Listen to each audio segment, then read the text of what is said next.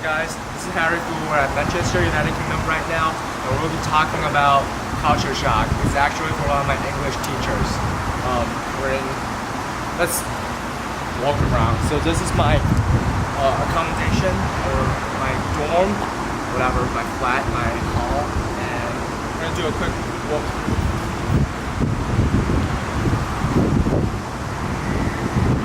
It's very secure because you can see we have this little box and you have to scan it to walk in. And that's Alice, the one who's holding the camera, and I'm gonna help her to get in too. Thank you. You're welcome. Here we go, Alice. This is the registration area. You can get your keys from here on your day one, but after that, you don't want to come here anymore.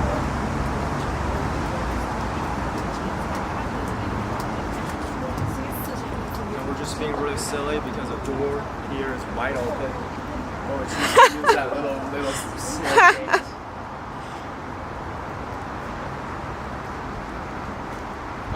The thing here is that you don't it's not always sunny, so you don't really hang your after you wash your clothes, you don't hang it outside. There's actually a laundry room over there. Yeah. So you can clean it and dry it together. It's kind of pricey, but you got no choice. And here's my my building. My flat is in there. So we're gonna go in. Oh, someone's opening the door for me. Alright. Great. Okay. Thank you. Okay. Got lucky. And this is the fire door. And this is my flat.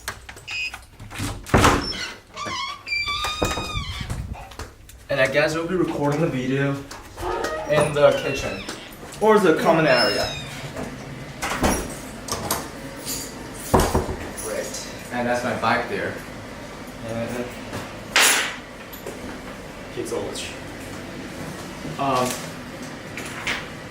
so let's talk about the culture shock thing real quick.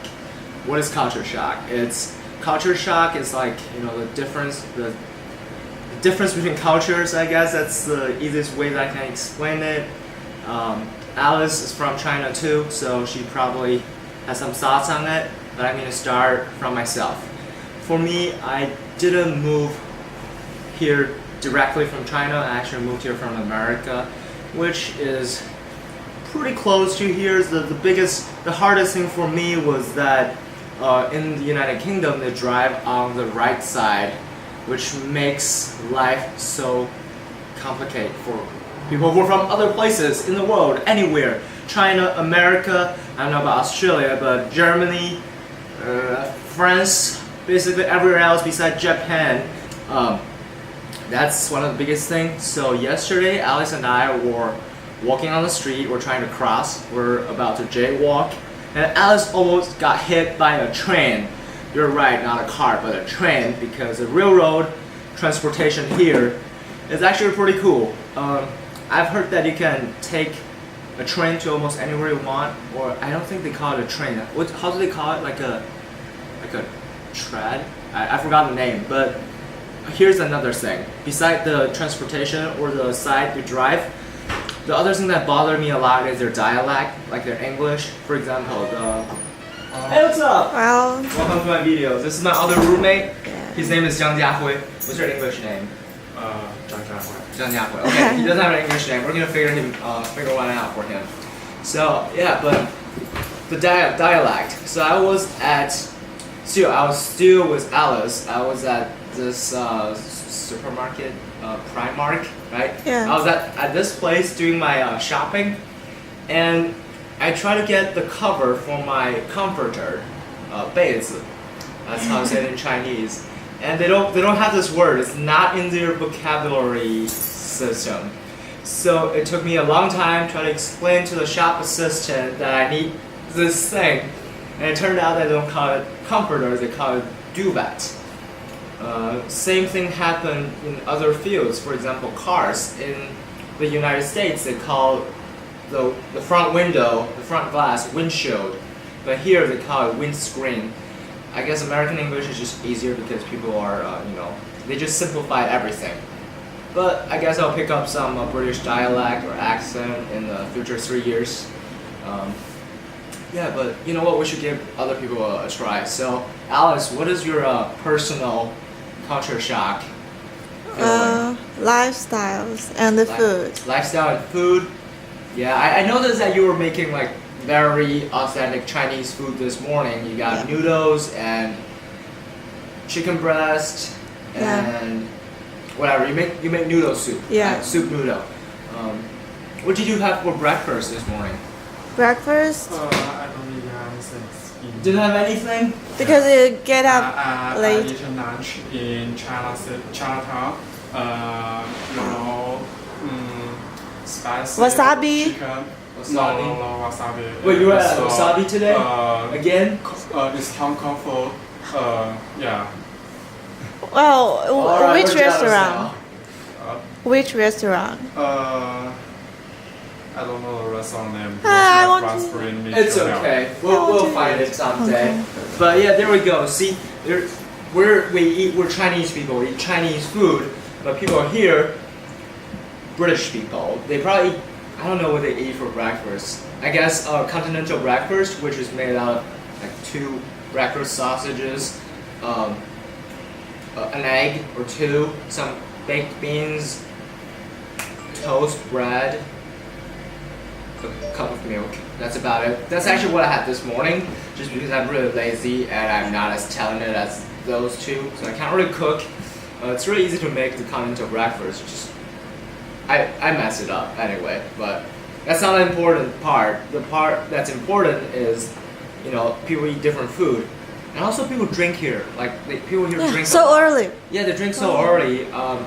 People notice that they start drinking at like what, 4 p.m. in the afternoon, 4 p.m. 9 a.m. 9 a.m. They start drinking in the morning. I saw them in Chester, 9 a.m. In Chester, 9 a.m. What time is it right At now? 10, maybe 10 What time is it a.m. right now? Like 11:40. Okay, I'm gonna be British and start drinking right now.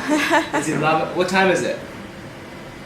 27. 11:27.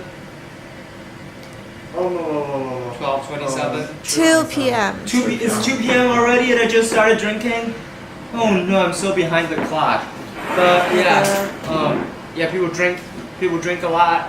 What else? What will be the difference that you notice? Different accent. Accent? Yeah, I mentioned that earlier. Do you have anything to talk about? 你觉得英国这边什么东西和 Culture shock. 中国特别不一样？ I think the difference between China and UK is hospital. Hospital? Hospital system is too Well, because that's your field, right? bad. It Yeah. really is Hospital. too bad. You can't eat you can eat anything include McDonald's when you're ill, and you can't eat hot water.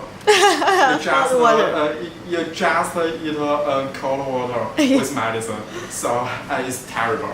Yeah, I big feel that, difference is yeah. hot water. Hot British water. people Oh, don't. okay, this is not just like a UK thing. I think this is China or like Asian Western countries country. versus the entire Western culture. Yeah. Just because my mom would, give me hot water or at least warm water. Yeah. But no matter it's here, I mean the UK, United States or Canada, people just drink tap water. Like Tap water?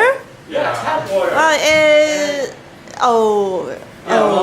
Welcome to a restaurant. You say I need a water, and the waiters will give you a water. It's Tap water. Yeah, Yeah. tap water. Oh my god. But I mean, tap water, there's nothing wrong with it. I've been drinking it for most of the time of my life. Oh. It's not necessarily bad, but I've heard that in Manchester it's bad for you because there's so many Hair? minerals in the water, which Oh, makes the water kind of hard. That's how they say it in Chinese. But And it's your gonna hair will give you drop. hair loss, and I don't want to deal with that Yeah. because maybe next time you see me, I'll be like, I don't know. Let's not even think about it. But I did order a filter, So Oh. on Amazon. So hopefully it will arrive here next Tuesday, which is like 3 days later, and I'll get my hair back. Peace out.